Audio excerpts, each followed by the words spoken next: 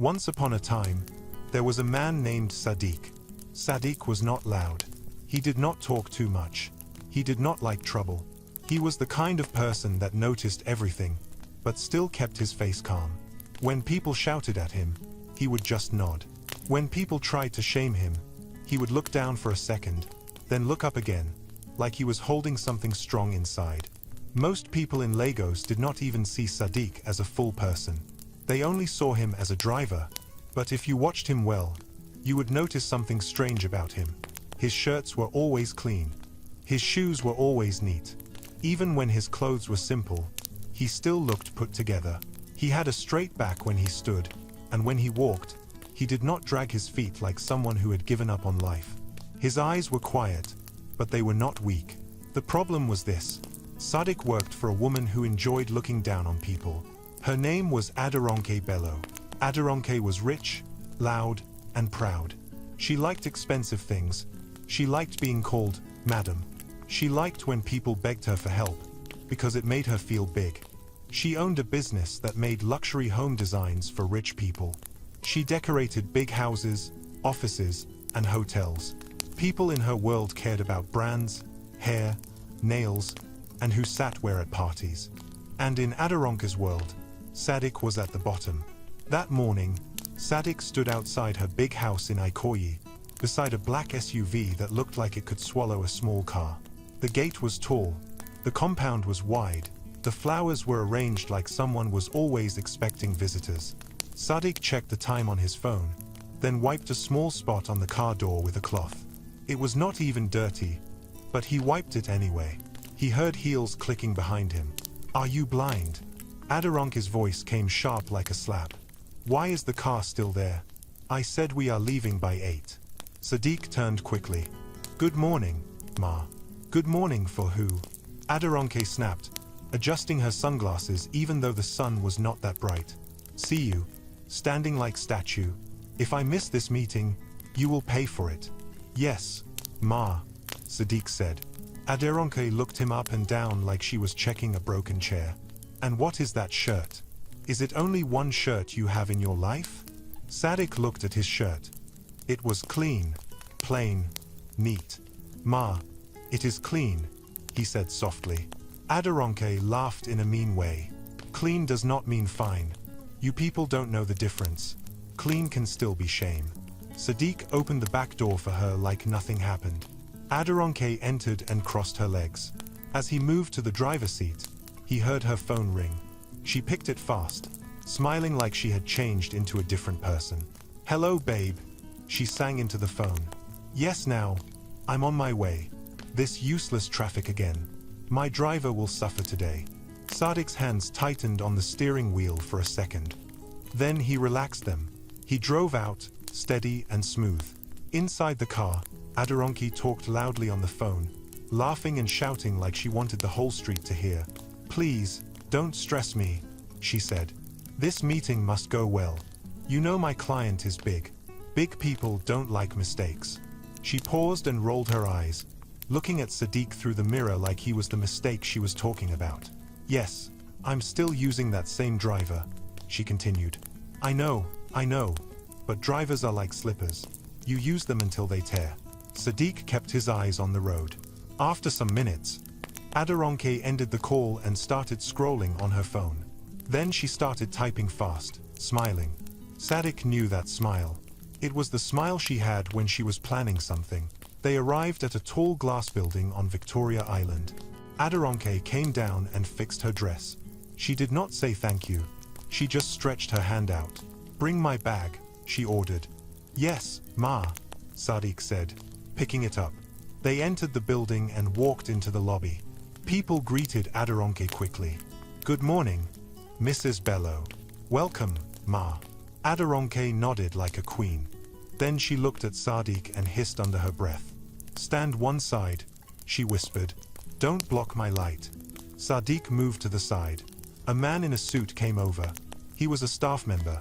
"Madam, your visitors are already upstairs," he said. "Good," Aderonke replied. "Let's go." As they entered the elevator, another woman stepped in too. She had long hair and a shiny bag. She smelled like perfume and money. She looked at Aderonke and smiled. Aderonke. Hi, the woman said. Aderonke's face opened like a curtain. Ah, Bisola, Aderonke shouted happily. My sister, how are you? They hugged and laughed. Then Bisola looked at Sadik. Is that your driver? She asked. Like she was asking if the car had AC. Yes, Aderonke said, waving her hand. That is him. Bisola stared at Sadik's face, then at his shoes. Whom? He looks quiet. Aderonke scoffed. Quiet? He is quiet because he has nothing to say. What will a driver know? His job is to drive and keep quiet. Sadik stood still, eyes forward. Bisola leaned closer to Aderonke and spoke like she did not want Sadik to hear, even though he was right there. I hope he does not smell, Bisola whispered. Some of them do. Aderonke laughed hard. If he smells, I will wind down the window. Sadik's jaw moved a little, like he swallowed something heavy. The elevator opened. They walked out to a fancy office floor. Aderonke entered a meeting room with 3 people waiting. They were rich too. Their clothes were sharp. Their phones were expensive. Aderonke smiled wide. Good morning. I'm sorry for the delay. Lagos traffic is wicked. One of the men laughed. No problem. Sit, sit. Aderonke sat and started talking fast about designs, costs, and time. She used big smiles. She used sweet words. She acted like she respected them. Sadik stood by the door, holding her bag. After a while, Aderonke's phone rang. She picked it. Yes, she said, sounding annoyed. Then her face changed. Ah, baby, sorry. I'm in a meeting. She listened. Okay, she said. I will call you back. She ended the call, then turned to Sadik, angry. Why didn't you remind me that I have another appointment? She barked. Sadik blinked. Ma, you did not tell me. Are you talking back? Aderonke snapped. The clients looked at each other, surprised. Aderonke forced a smile. Sorry. Small issue. Then she leaned close to Sadik and whispered with hot anger. Don't ever embarrass me in front of people. Do you hear? Yes, Ma, Sadik said. When the meeting ended, they went back downstairs. Aderonke walked fast like she was trying to run away from her own shame. Once they got into the car, she started complaining again. You see why I hate working with poor people, she said, throwing her phone on the seat. You people are always slow. Sadik did not answer. Aderonke looked at him through the mirror. Are you angry? No, Ma, he said. Good, she said. Because anger does not change anything. Your life is still your life. Sadik's throat moved again. He kept driving. They reached a mall later that afternoon because Aderonke wanted to shop. She entered with 2 other women, Bisola and another friend named Tola. They were both dressed like they were going to a wedding. Sadik followed behind with shopping bags. As they walked, the women talked about parties, men, and money. Their laughter was loud and proud. Bisola pointed at a dress in a shop window. This is the kind of dress I want for your birthday. Aderonke's eyes lit up. My birthday must be big this year. Bigger than last year. Tola smiled. Of course. You are Aderonke Bello. Aderonke touched her chest. Exactly. People must feel it. I want the kind of birthday that will make social media cry. Bisola laughed. Then invite the right people. No dull people. No cheap people. Aderonke nodded. Only the best. Tola looked behind and saw Sadik holding bags. Your driver is still following like bodyguard, she said, laughing. Aderonke turned and looked at Sadik like he was a stain. Sadik, she called. Yes, Ma, he replied. Are you tired? She asked with fake kindness. No, Ma. Of course you are not tired, Aderonke said to her friends. He has nothing else doing with his life. This is his whole world. The friends laughed. Sadik stood still. He did not laugh. He did not frown. He just waited. They entered another store. Aderonke tried on shoes. Bisola tried on bags. Tola tried on perfume. They kept talking, and each word was like they were throwing stones at someone who could not throw back. As they were leaving the mall, Aderonke's phone buzzed again. She checked a message and smiled that same planning smile. Bisola noticed. "Why are you smiling like that?" Adoronke raised her phone. "My birthday plan is getting sweeter." Tola leaned in. "Tell us." Adoronke looked around like she was about to tell a secret. Then she said, "I want to do something funny this year. Something that will make everyone talk." Bisola grinned. "Like what?" Adoronke glanced at Sadiq. Then she lowered her voice, but she still spoke loud enough for him to hear. "I'm going to invite Sadiq to my birthday," she said. Bisola's mouth opened. "Your driver?" "Yes," Adoronke said, laughing. "Imagine him among my rich guests. Imagine the way he will stand, lost, holding cup like village person." Tola burst out laughing. "Ah, that is wicked." Adoronke shrugged like it was nothing. "It will be fun. Let him enter big hall and see real life. Let him see how rich people behave. Maybe it will teach him to know his place." Bisola clapped. "I like it. We will all watch him." Tola laughed again. "He will embarrass himself." Adoronke's eyes shined. "Exactly. And when he starts shaking, I will just smile and say, 'Don't worry. He is my driver.'" Bisola wiped tears from laughing. "Adoronke, you are not good." Adoronke lifted her chin. "Life is not fair. If you are poor, you should accept it." Sadiq stood there, holding shopping bags, listening to every word. Adoronke turned to him suddenly. "Sadiq," she called again, as if she just remembered he was a human. "Yes, Ma," he said. Adoronke smiled like a cat. "My birthday is next week," she said. "You are invited." Sadiq blinked once. Bisola and Tola leaned forward, waiting for him to panic. But Sadiq did not panic. He did not beg. He did not ask why. He simply nodded and said, "Thank you, Ma." The women froze for half a second. It was not the reaction they wanted. Adoronke's smile became tight. "You will come, right?" "Yes, Ma," Sadiq said again, calm. Tola frowned. "He is acting like it is normal." Bisola laughed nervously. "Maybe he doesn't understand what it means." Adoronke waved her hand like she did not care, but her eyes stayed on Sadiq's face. "Fine," she said. "Just make sure you don't disgrace me. Dress well. Don't come looking like you slept inside gutter." Sadiq nodded. "Yes, Ma." Adoronke turned and entered the car like a winner. Her friends followed, still laughing, still excited for the joke they believed was coming. Sadiq entered the driver's seat and started the engine. As he drove them back to the big house, the women kept talking about the party, about who would come, about how Sadiq would behave. But Sadiq did not join their laughter.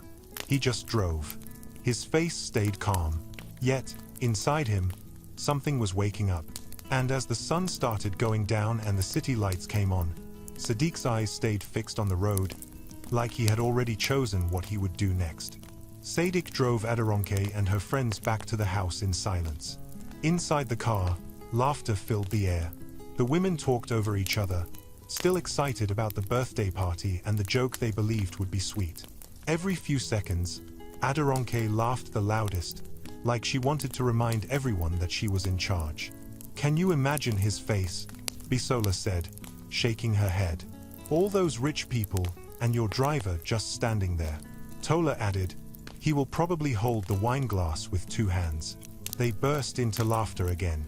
Adoronke leaned back and crossed her legs. "Let him come. I want to enjoy it well. Life has been too boring lately." Sadiq heard every word, but his face did not change. He kept his eyes on the road and his hands steady on the steering wheel. When they reached the house, Adoronke came down first. She did not say thank you. She never did. She walked inside like the house belonged to the world and the world belonged to her. Sadiq parked the car properly, locked it, and followed behind to drop the bags inside. After that, he quietly walked out through the small gate meant for staff. The street was calm. The evening air was warm. Sadiq walked slowly to the bus stop, carrying nothing but his thoughts. On the bus ride home, he sat by the window and watched the city pass by. Big buildings turned into smaller ones. Bright lights turned into dim bulbs. Smooth roads turned into rough streets. When he finally got down, He walked into a narrow street and stopped in front of a small building. The paint was old, the stairs were cracked, but it was home. He climbed the stairs and entered his one-room apartment. The room was quiet.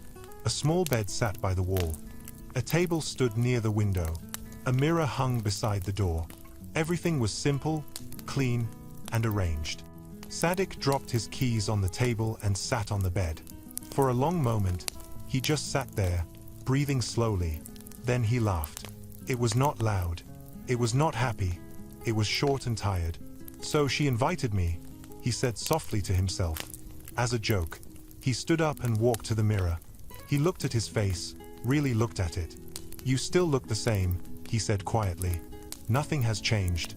He turned away from the mirror and walked to a small wooden box under his bed. He dragged it out slowly and placed it on the floor. The box was old. The edges were worn. The lock had long stopped working. Sadik knelt down and opened it. Inside were things he had not touched in years. Old photos, a folded suit bag, a small card with his name printed on it. He picked up one photo. It was him.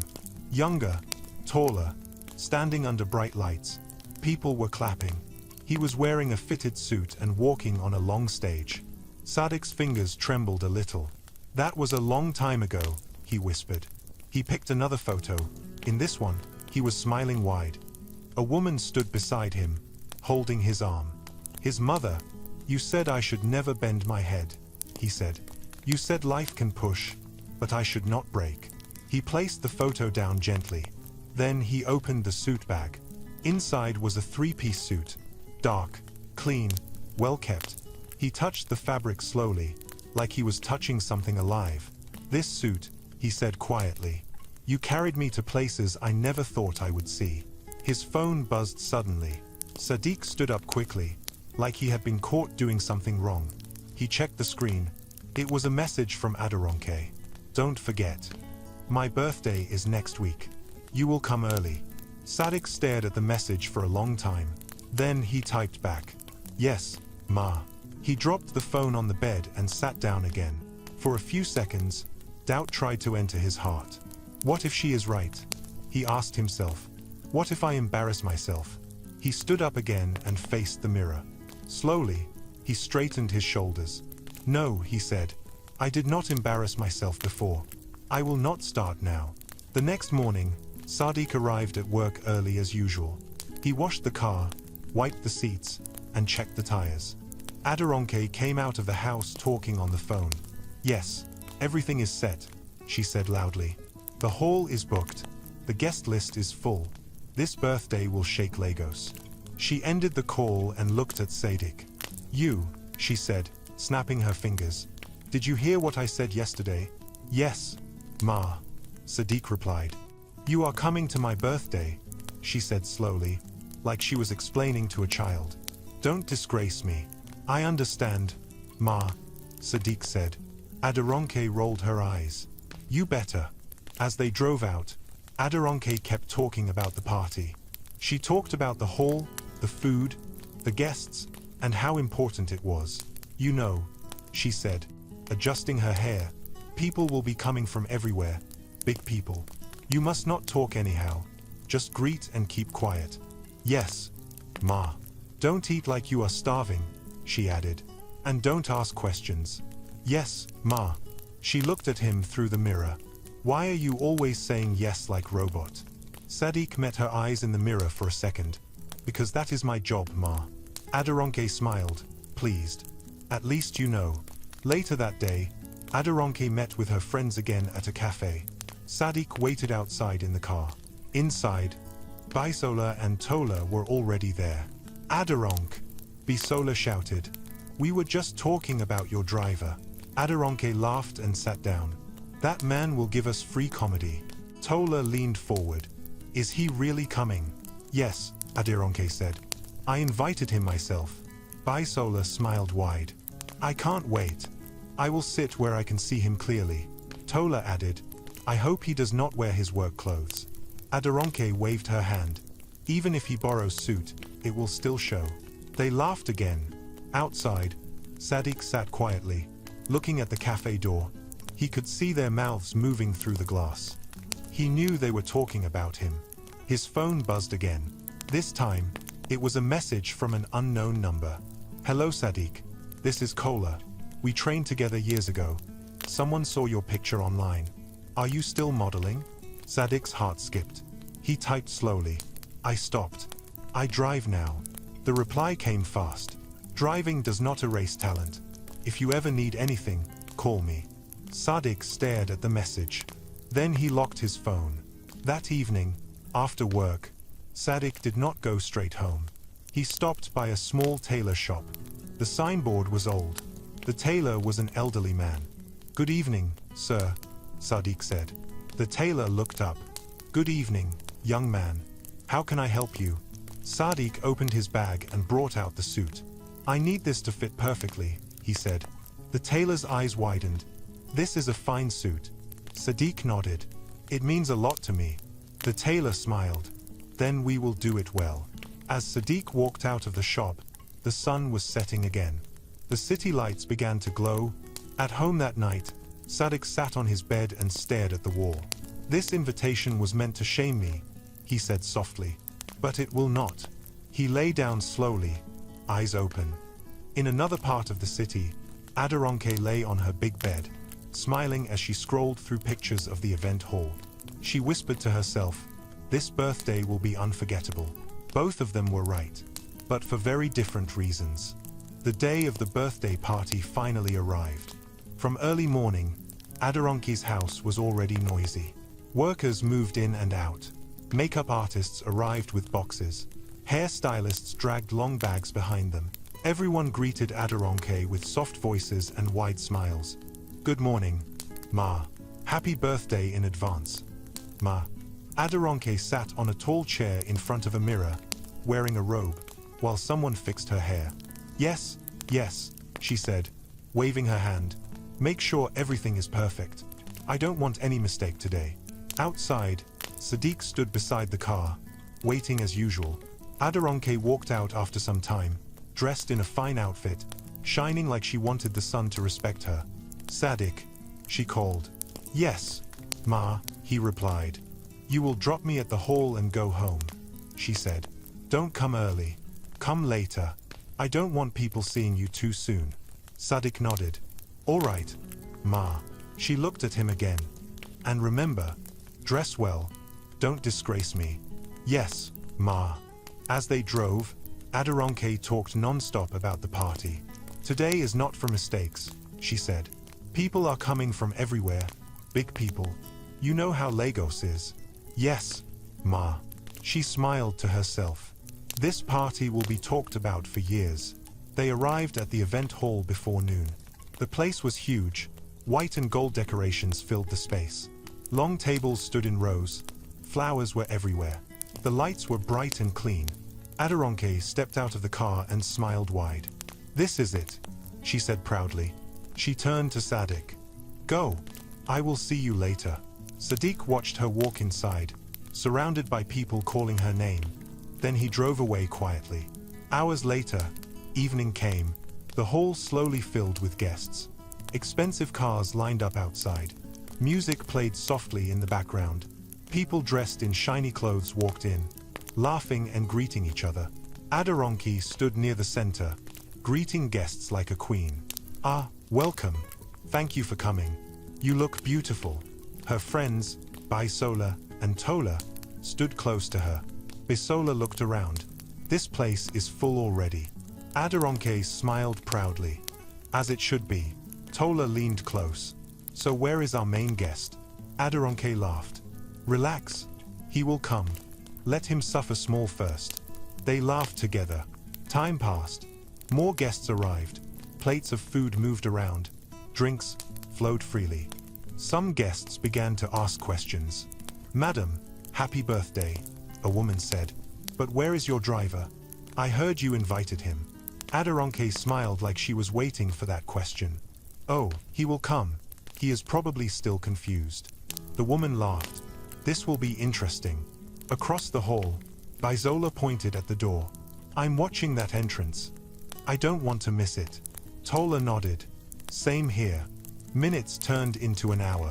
Still no sign of Sadiq. Aderonke began to enjoy the waiting too much. Maybe he is scared, she said loudly. Maybe he borrowed clothes that don't fit. Bisola laughed. Or maybe he is still practicing how to greet rich people. Tola added, he will probably call you for help. Aderonke checked her phone. No missed call. She smiled. Let him come when he wants. The longer he waits, the better. Inside another part of the city, Sadiq stood in front of a mirror. The room was quiet. He was dressed in his three-piece suit. The tailor had done a good job. The suit fit him like it was made for his body alone. His shoes were polished. His hair was neat. He looked at himself carefully. You can do this, he said softly. He adjusted his collar and took a deep breath. His phone buzzed. A message from Aderonke.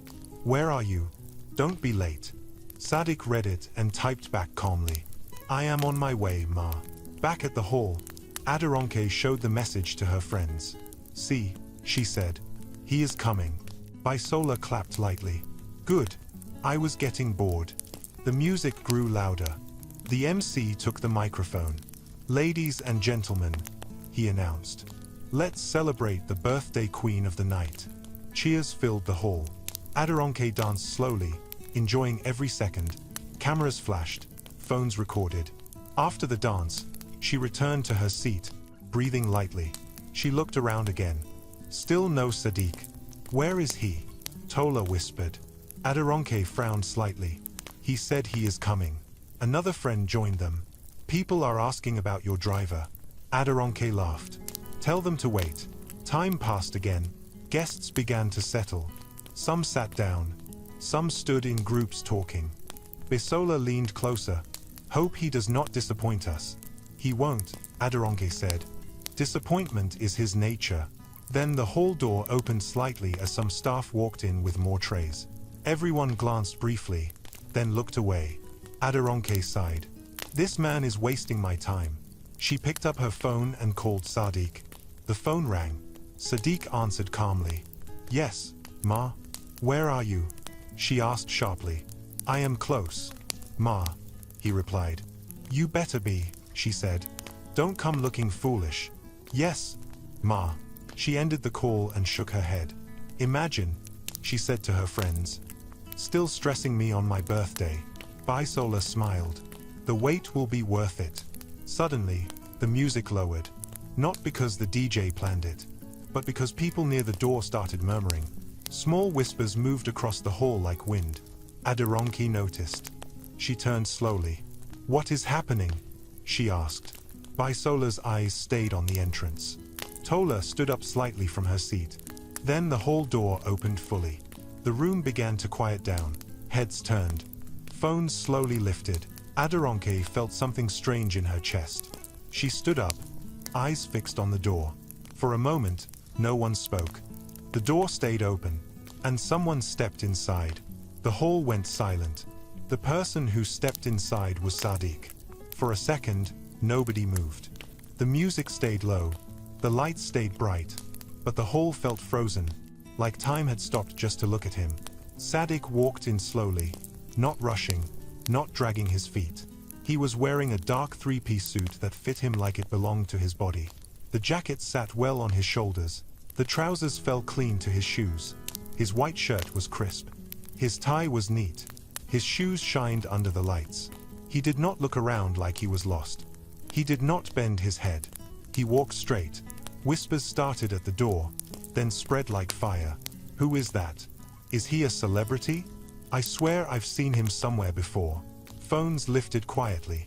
A few camera flashes popped without warning. Sadiq kept walking. At the center of the hall, Aderonke stood stiff. Her mouth opened slightly, then closed again. Her smile disappeared so fast it was like it was never there. Bisola grabbed her arm. Wait, Bisola whispered. Is that your driver? Aderonke did not answer. Tola leaned forward, eyes wide. No, that can't be him. Sadiq took another step. Another. The space around him seemed to open on its own. People moved aside without being asked. Some smiled at him. Some stared in shock. Aderonke's heart began to beat fast. That's not possible, she muttered. That's not how he looks. Bisola whispered again, her voice low. Aderonke, that is Sadiq. Aderonke swallowed hard. No, she said. No, no, no. Sadiq stopped a few steps into the hall. He looked around calmly, like someone taking in a room he belonged in. His eyes moved slowly, not greedy, not scared. Then his eyes met Aderonke's. For a brief moment, everything between them flashed. Every insult, every laugh, every time she talked down on him. Sadiq's face did not change. He nodded once, politely. Good evening, Ma, he said. His voice was calm, clear, steady. People around them heard it. Ma, someone whispered. Bisola's mouth fell open. Aderonke forced a laugh that sounded wrong. Sadiq, she said loudly. You came. Yes, Ma, he replied. Happy birthday. Silence followed his words. Then someone clapped. Slowly, another person joined. Soon, a few claps spread, confused but impressed. Aderonke felt her knees weaken slightly. She grabbed the back of her chair. Tola leaned close and whispered, "Why does he look like this?" Aderonke hissed back, "I don't know." A woman nearby turned to her friend. "That man is fine." Another whispered, "His walk. Did you see his walk?" Sadiq took a few more steps forward. A man in a cream suit stepped out of the crowd and smiled at him. "Good evening," the man said warmly. "Welcome." "Good evening, sir," Sadiq replied. The man nodded with respect. "You look sharp." "Thank you, sir." Aderonke watched the exchange, her stomach tight. "That man doesn't greet me like that," she muttered. "He doesn't talk to me like that." Bisola did not answer. Her eyes were still on Sadiq. Another woman stepped closer to Sadiq, smiling wide. "Are you one of the guests?" she asked. "Yes," Sadiq said politely. "Oh," the woman laughed softly. "You look amazing." "Thank you," he replied. She giggled and touched her hair. "Please, can we take a picture?" Sadiq hesitated for a second, then nodded. "All right." The camera flashed. Aderonke's breath caught in her throat. "What is happening?" she whispered. Tola shook her head slowly. "This is not what we planned." The MC, still holding the microphone, looked confused. "Ah," he said slowly. "Welcome. Welcome. Please make yourself comfortable." Sadiq nodded again and moved toward the sitting area. As he passed by Aderonke, she spoke quickly. "Sadiq," she said in a low voice, forcing a smile. "You didn't tell me you had this kind of suit." Sadiq looked at her. "You didn't ask, Ma," he replied gently. The words were simple, but they landed heavy. Aderonke's smile froze. Bisola stared at Sadiq as he walked away. "Since when is he this tall?" she asked quietly. Tola replied, "Or this calm." They watched as Sadiq took a seat at an empty table. Almost immediately, two women joined him. "Can we sit here?" one asked. "Yes," Sadiq said. They smiled and sat. Aderonke's chest felt tight. "This is my party," she said under her breath. "Why is everyone looking at him?" Bisola did not respond. She was too busy watching Sadiq laugh lightly at something one of the women said. "That laugh," Bisola murmured. "It's nice." Aderonke turned sharply. "Bisola." Bisola blinked. "What?" "You're staring," Aderonke said. Bisola looked away quickly. "I was just surprised." Across the hall, a group of men whispered among themselves. "That guy has presence. He looks like a model." "Who invited him?" Someone answered. "The celebrant. He's her driver." Laughter followed, but it was not mocking. It was disbelief. Aderonke overheard and felt heat rise to her face. She marched towards Sadiq's table. "Sadiq," she said loudly. "Come here." The women at the table looked up. Sadiq stood calmly. "Yes, Ma? Why are you sitting there?" she asked, smiling too hard. "You should stay close. People may need you." Sadiq nodded. "All right, Ma." He turned to the women. "Excuse me." "No problem," one of them said, still smiling. "We will talk later." Sadiq walked back toward Aderonke. As he stood beside her, The difference between them felt strange. He looked confident. She looked unsure. Aderonke leaned closer and whispered, "What are you doing?" "Attending the party," Sadiq replied softly. She frowned. "Don't overdo it." "I'm not, Ma," he said. Bisola watched them closely. "Sadiq," Bisola suddenly said, smiling. "You clean up well." "Thank you, Ma," he replied. Her smile stayed longer than needed. Aderonke noticed. She laughed loudly. "Ah, he borrowed the suit. You know drivers." Sadiq said nothing. A man nearby turned and asked, "Borrowed? From where?" Aderonke waved her hand. "You know, somewhere." The man nodded slowly, not convinced. Music started again, louder this time. People began to dance. Sadiq stood quietly, watching. A woman approached him again. "Would you like to dance?" Sadiq smiled politely. "Maybe later." She laughed. "I'll be waiting." Aderonke felt something slip from her grip. This was not the night she planned. Bisola leaned closer again, her voice softer now. "Aderonke, you never told me your driver was like this." Aderonke snapped. "Like what?" Bisola paused, then said, "Like this." She gestured toward Sadiq, who was now talking calmly with two men who listened with interest. Aderonke watched them laugh at something he said. For the first time that night, she felt small. And across the hall, as Sadiq spoke and smiled under the bright lights, one thing became clear. The joke had changed direction. And it was no longer funny for the person who planned it. The music grew louder, and the party moved into full swing. People danced. Glasses clinked. Laughter filled the hall. But even with all the noise, something had clearly changed. The center of attention was no longer Aderonke. It was Sadiq. At first, Aderonke tried to ignore it. She smiled for pictures. She danced when the camera came close. She laughed loudly so people would hear her. But her eyes kept moving on their own, always finding Sadiq. He was standing near the side now, talking with a small group. Two women leaned in close to him, laughing at whatever he said. One of them touched his arm lightly as she spoke. Aderonke's jaw tightened. Bisola noticed it too. "Ah," Bisola said softly. "People really like him." Aderonke forced a laugh. "They like novelty. It will pass." But it did not pass. Another woman joined the group around Sadiq. Then another. Soon, it looked like a small circle had formed, with Sadiq at the center. Tola leaned close to Aderonke. "Your driver is becoming popular." Aderonke snapped. "He is not my driver tonight." Tola blinked. "What?" "I mean," Aderonke corrected herself quickly.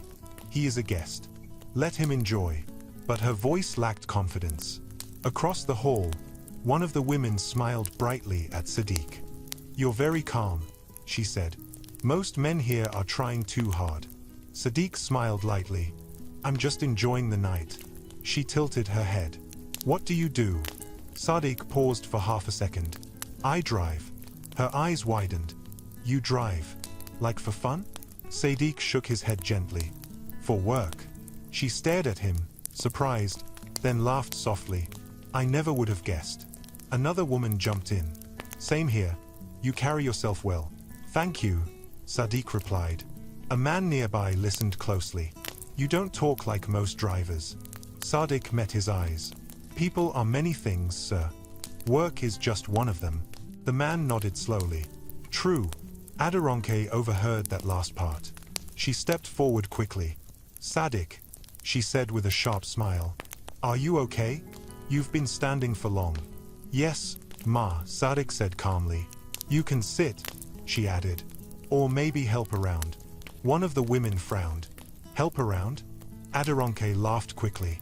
"Oh, I mean, you know, he likes to stay busy." Sadiq looked at Aderonke, then back at the woman. "I'm fine," he said. The woman smiled. "Good. Don't go anywhere." Aderonke felt heat rise in her face. She turned away sharply. "This is nonsense," she muttered. Bisola followed her. "Aderonke, calm down. Did you hear the way they talk to him?" Aderonke hissed. "Like he belongs here." Bisola hesitated. "Maybe he does." Adoronki spun around. What did you say? I mean, Bisola corrected herself quickly. People are just curious. Adoronke shook her head. This was supposed to be fun. From across the hall, a man with a camera lifted it again. He had been watching quietly for some time. He wore black and moved like someone who knew where to stand. He snapped another picture of Sadiq, this time as Sadiq laughed at something one of the women said. The camera clicked. Sadiq noticed and looked up. Oh, he said. Sorry, did I block your shot? The man smiled. Not at all. You are the shot. Sadiq blinked. Me? Yes, the man said. You have a good look. Sadiq nodded politely. Thank you. The man lowered his camera. I post event photos online. People like faces. Okay, Sadiq said. Another camera flash went off from a different angle. Adoronke saw it. Why is that man taking pictures of him? She asked sharply. Tola shrugged. Maybe he thinks he's important. Adoronke scoffed. Important because of my party. But the words sounded weak, even to her. The MC called for attention again. Ladies and gentlemen, food is served. People cheered and moved toward the tables. Sadiq stood back, letting others pass. One of the women touched his arm again. Come sit with us, she said. Sadiq hesitated. Are you sure? Of course, she replied. You're part of the party. He followed them to the table. Adoronke watched from a distance, gripping her drink too tightly.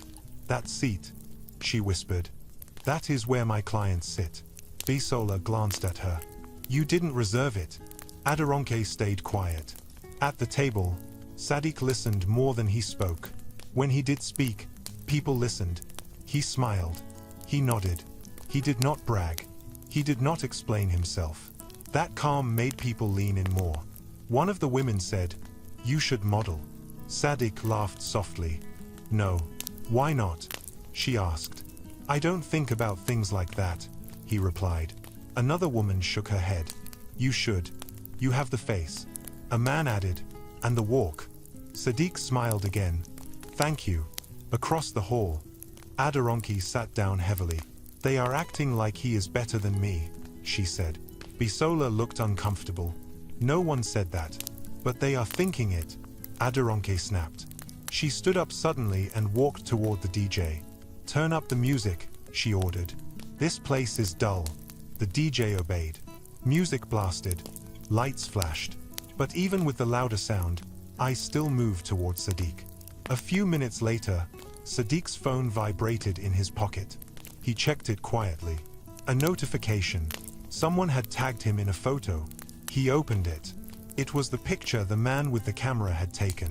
The caption read, Who is this guy? The photo already had likes.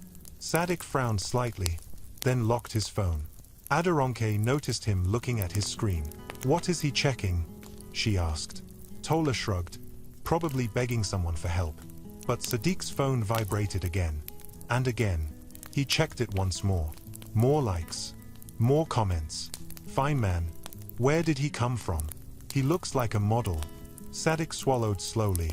One of the women noticed his expression. Everything okay? Yes, he said. Just messages. She smiled. Popular already. He laughed lightly.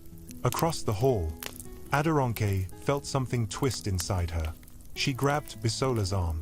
This is getting out of hand. Bisola said nothing. Another vibration hit Sadiq's phone. Then another. He stepped aside politely and checked it. This time, a message came through from an unknown number. Hello. This is Kemi. I saw your photo from the event. You have a strong look. Sadiq stared at the message. Then another followed. Are you signed to any agency? Sadiq's chest rose and fell slowly. He typed carefully.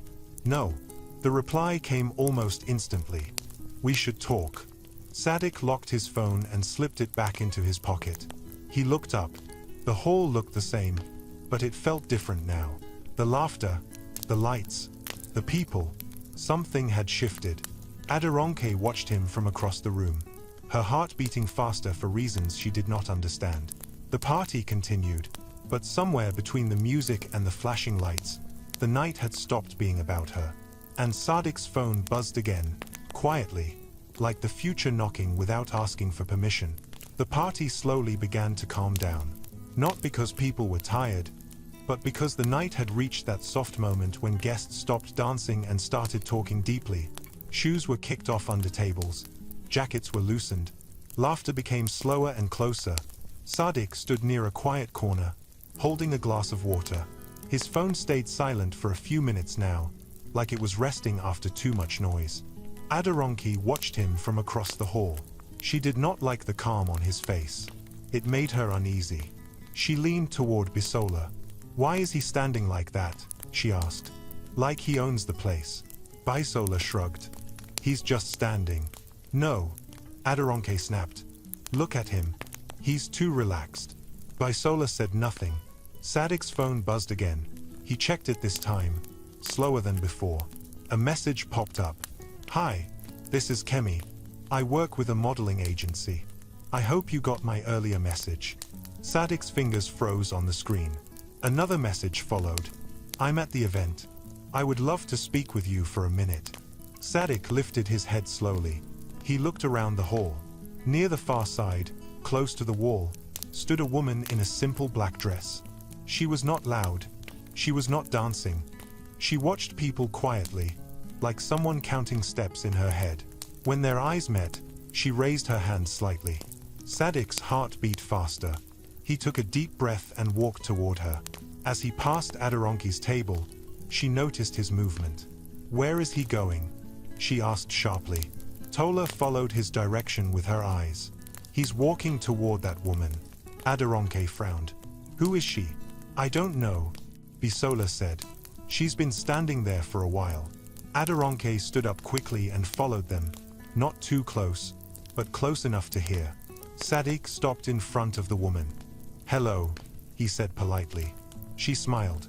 "Hi, I'm Kemi." "Nice to meet you," Sadiq replied. "Likewise," she said. "I hope I'm not disturbing you." "No," Sadiq said quickly. "It's okay." Kemi looked at him closely, then nodded. "You have a strong presence." "Thank you," Sadiq said. She folded her arms gently. "Have you ever modeled before?" Sadiq hesitated. "Yes," he said. "A long time ago." Kemi's eyes brightened. "I knew it. Your walk gives it away." Sadiq smiled lightly. "Life happened." Kemi nodded slowly. "It always does." Aderonke stood a few steps away, pretending to talk to someone else, but her ears were open. Kemi continued, "I saw your picture online tonight. It's already moving fast." Sadiq frowned slightly. "I didn't plan for that." "I know," Kemi said. "That's why it's good."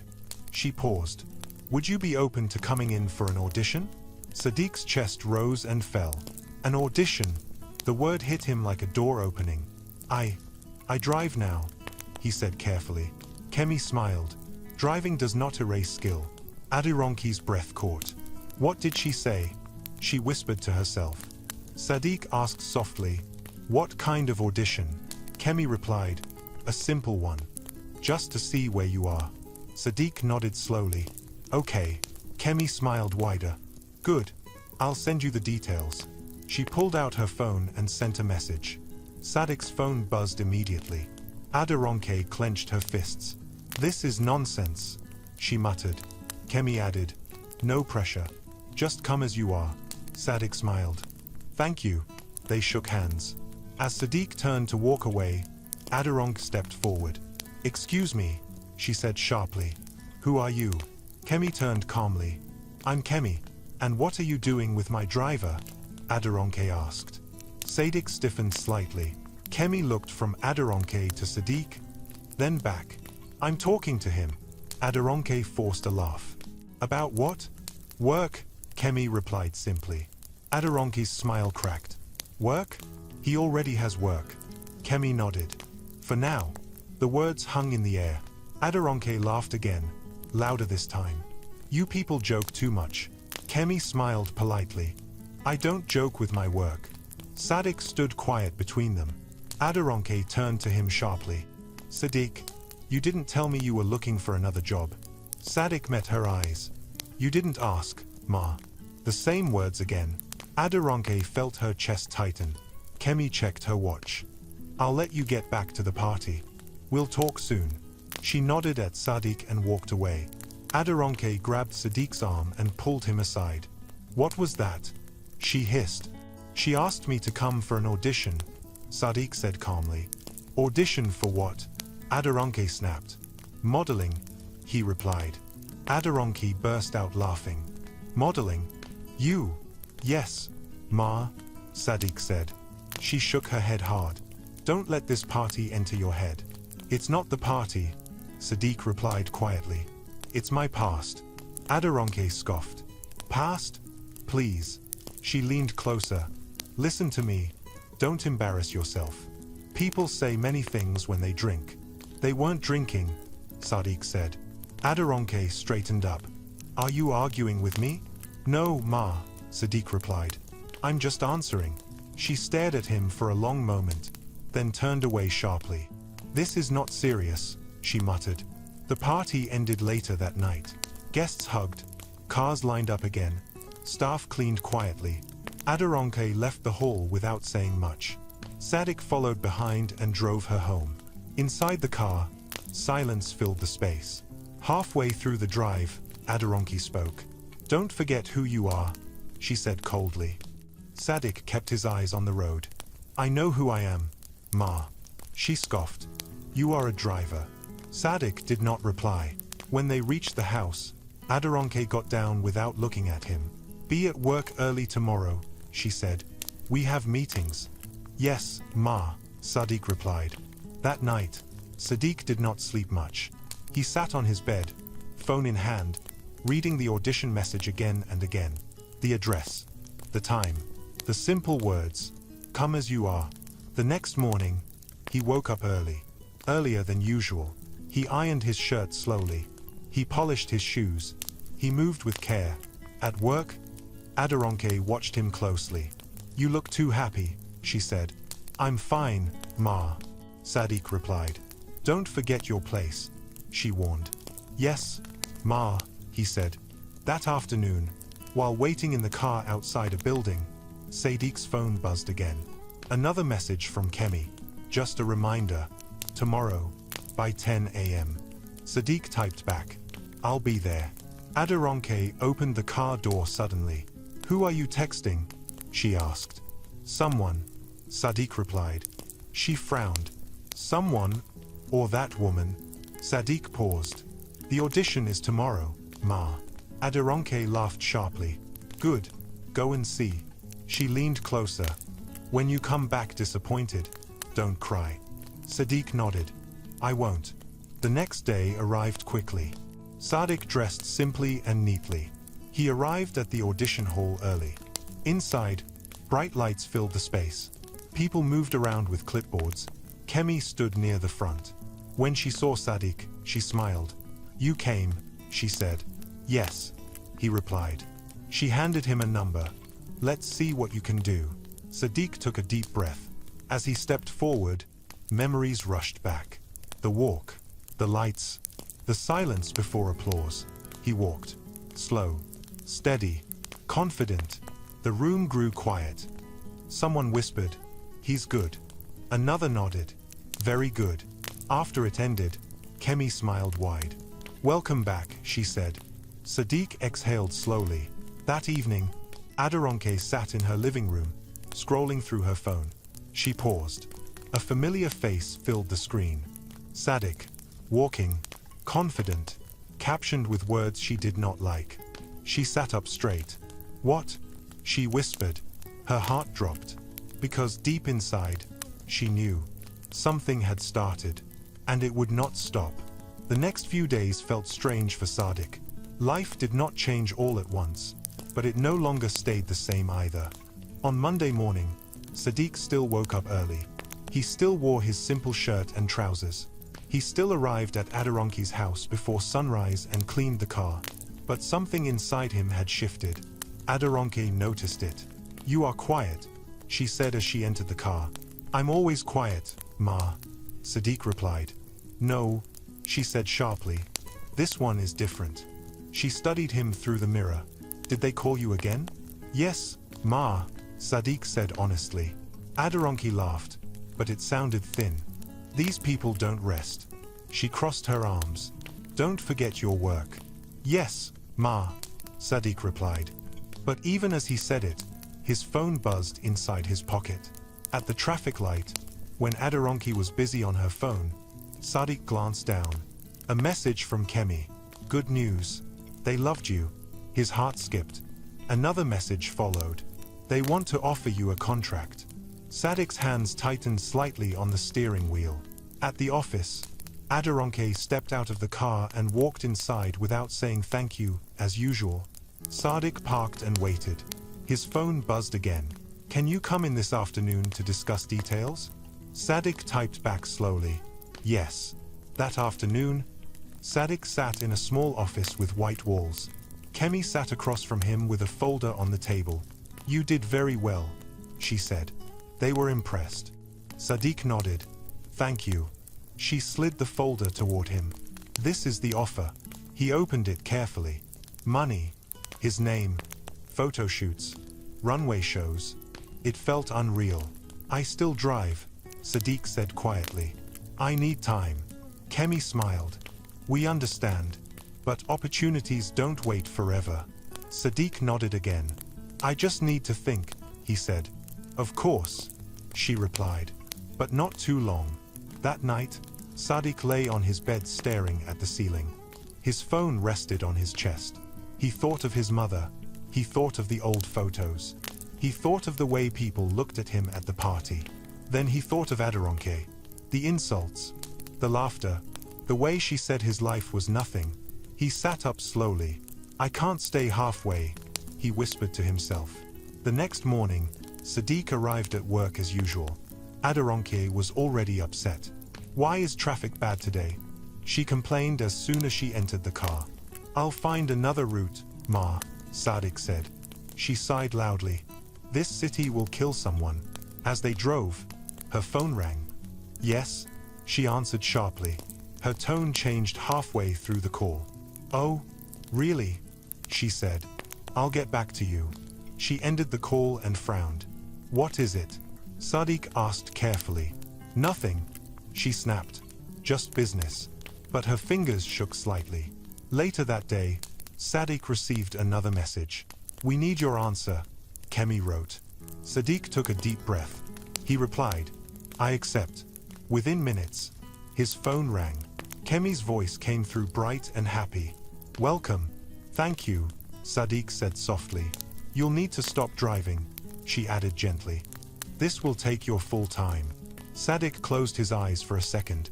I know. That evening, Sadiq knocked on Adoranki's office door. She looked up, surprised. What is it? Can I speak with you, Ma? He asked. She rolled her eyes. Make it fast. Sadiq stood straight. I got a job offer.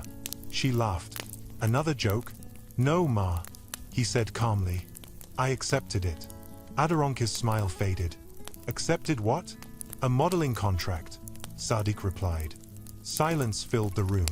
You're joking, she said slowly. No, Ma. Her face hardened. So what are you saying? I'm resigning, Sadiq said. I'll work till the end of the week. Adoranki stood up so fast her chair moved back. You can't resign, she snapped. I didn't give you permission. Sadiq kept his voice steady. I don't need permission, Ma. Her eyes widened. Is this because of that party? No, Sadiq replied. It's because of my life. She laughed sharply. You think you are better now? No, Ma, he said. I just want more. Adoranki pointed at him. You will fail. Sadiq nodded. Maybe. But I have to try. She turned away in anger. Leave my office. Yes, Ma, Sadiq said. That was the last time he called her that. The week passed quickly. On his final day, Sadiq returned the car keys and thanked the security guard at the gate. He walked out without looking back. Adoranki watched him leave from her window. She told herself she didn't care. But her chest felt heavy. Weeks passed. Sadiq's life changed fast. He attended fittings. He practiced walking. He stood under bright lights again. His face appeared online, then on posters, then on billboards. People started recognizing him. "Are you Sadiq?" they asked. "Yes," he replied. Aderonke noticed the change too. Her friends stopped calling as much. Meetings got cancelled. One afternoon, she sat alone in her living room watching TV. A fashion show played on the screen. Models walked one by one. Then the announcer spoke. "Next on the runway, rising star Sadiq." Aderonke froze. The camera zoomed in. Sadiq walked out. Calm, confident, powerful. The audience clapped loudly. Aderonke's mouth opened slightly. "That's him," she whispered. Sadiq walked the runway like he belonged there. Because he did. The show ended. Aderonke turned off the TV slowly. Her phone buzzed. A message from Bisola. "Isn't that your former driver?" Aderonke did not reply. She sat in silence, staring at the dark screen. Outside, the city moved on. And somewhere else, under bright lights and loud applause, Sadiq took a bow. Not as a driver, but as himself. Life did not slow down after that fashion show. It moved faster. For Sadiq, days became full. Full of early mornings, long fittings, bright lights, and new faces. He traveled from one place to another, sometimes not even knowing which day it was until someone reminded him. But through all the noise, he stayed the same. He still woke up early. He still spoke softly. He still listened more than he talked. Only now, people listened back. One afternoon, Sadiq sat in a large studio. White walls, bright lights, cameras everywhere. A woman fixed his jacket while another adjusted his collar. "Stand straight," one said. He did. "Relax your face," another added. He breathed slowly and did. The photographer lifted his camera. "Perfect," he said. Just like that. The camera clicked again and again. After the shoot, Sadiq sat quietly, scrolling through his phone. Messages poured in. People he had not spoken to in years. People who never noticed him before. "Congrats. So proud of you. Remember me?" He smiled lightly and locked his phone. Across the city, Aderonke's life moved in the opposite direction. Her mornings became quiet. Too quiet. No more calls waking her up early. No more assistants rushing around. No more drivers waiting outside with the car already cleaned. She still had money, but she had lost something else. Respect. One morning, Aderonke walked into her office and noticed something strange. The receptionist did not jump up quickly. The greeting was slow. "Good morning, Ma," the receptionist said, without excitement. Aderonke frowned but said nothing. Inside her office, she sat down and checked her emails. 2 clients had cancelled meetings. Another asked to reschedule indefinitely. She slammed her laptop shut. "What is happening?" she muttered. Her phone buzzed. She picked it up quickly. It was Bisola. "Aderonke," Bisola said carefully. "Are you okay?" "Why wouldn't I be?" Aderonke snapped. Bisola hesitated. "Some people are talking." "Talking about what?" Aderonke demanded. Bisola sighed. "About how you treated Sadiq." Aderonke laughed sharply. "That again?" "It's spreading," Bisola said. "People are saying you mocked him when he was nothing." Aderonke's chest tightened. "I gave him work." "Yes," Bisola replied. "But you also laughed at him." Aderonke said nothing. Later that day, Aderonke attended a small business gathering. She dressed well. She smiled. She tried to act like nothing had changed. But something had. People greeted her, but they did not stay. They talked briefly, then moved away. She noticed whispers, eyes glancing at her, then away. Then she heard it. "Isn't she the one? The one that mocked that model? That driver guy?" Aderonke's hands shook slightly. She turned and left early. That night, she sat alone in her living room. The TV played softly, but she was not watching. Her phone buzzed. Another message. From a former client. "We've decided to go in a different direction." She dropped the phone on the couch. Across the city, Sadiq stood on a balcony, looking at the lights below. Kemi stood beside him. "You're doing well," she said. "I'm learning," Sadiq replied. She smiled. "People like you." Sadiq nodded. "I'm grateful." She leaned on the railing. "You know, your story inspires people." Sadiq looked at her. I didn't plan it. That's why it works, she said. The next week, Sadiq appeared on a billboard. Big, clear. His name written boldly beneath his face. People stopped to look. Some took pictures. Sadiq passed by one day in a car and saw it through the window. He stared quietly. I'm still me, he said to himself. That same day, Aderonke sat in traffic and looked up. She saw the billboard too. Her heart dropped. She stared at it for a long time. That used to be my driver, she whispered. The car behind her honked. She moved slowly. Later that evening, Aderonke attended another event. Smaller than before, fewer people. As she stood alone with a drink, she saw a familiar face enter.